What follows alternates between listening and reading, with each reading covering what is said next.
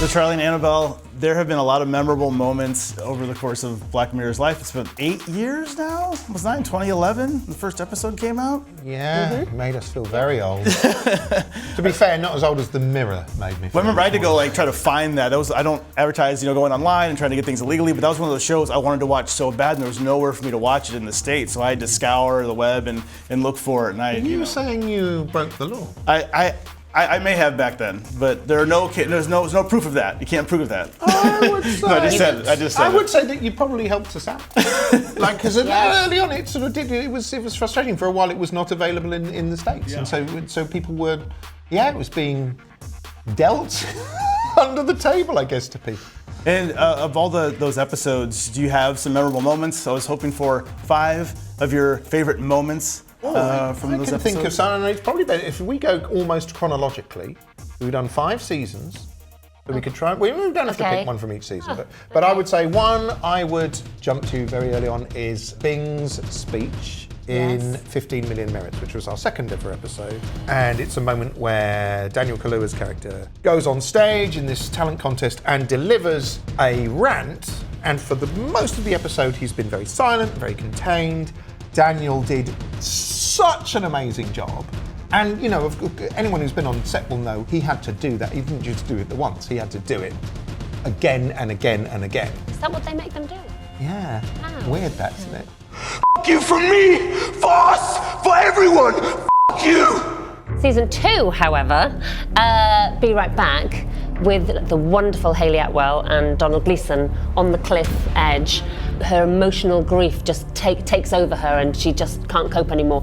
And I think that was a lovely moment. To me, that was a moment of when Black Mirror could be something else, in that it was a very emotional love story, a story about grief and bereavement and how you grieve in the modern world. It just showed that the Black Mirror can take on very emotional themes as well. It's not fair! Please, I'm frightened. I don't want to die. Don't. I don't know whether to go. I don't know whether to go for the. I'm going to have 2. I'm going to cheat and add 2 into 1. This is like going out for dinner with him. Polar it's like, opposites. oh! No, because they're polar opposites. So one is the moment in White Bear where it's effectively the trap door opens and she plummets into hell. She discovers what's actually going on. There's a sort of shotgun is pointed at her, the trigger is pulled, glitter comes out, and the audience goes, "What the f***?" And so does she. And I just loved how horrible that ending was. But the polar opposite of that is the moment, the ending sequence of San Junipero, which is like our first, you might say, happy ending. It was a risk for us, I think, to do as a show, or certainly I felt it was a risk writing it because it was a departure. You have cheated there. You've gone from season 2 to season 3. Yeah? I thought we were going per season. Well, I cheated. I guess I'm ready. For what? For the rest of it.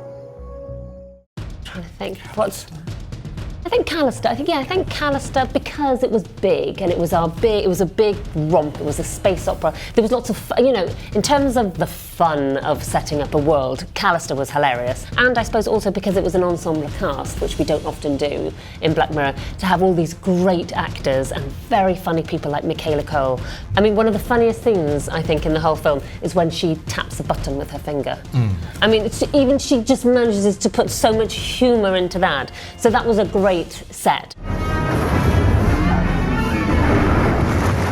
So should we, and then finally... Oh, okay. Finally, we could either go for, the fight from Striking Vipers, would be a good one. Yeah. Or maybe something like the moment where the Ashley 2 becomes sentient, as it were. In the basement, Gets the limiter is removed and it suddenly bursts into full life. Because we put a lot of thought into leading up to that moment. It's quite rigid and it can't it's got one facial expression and it just spouts fairly blank, empowering statements like, believe in yourself, you can do anything. And then the first thing it shouts is, get this cable out of my arse, which has changed the way I think about charging an iPhone. Forever. So it's just a fun little moment. Do you do it much more delicately now? Well, bearing in mind it's often left overnight. That. You animal! You beast! Well, I leave it overnight with one of those things. It's also Don't do the motions.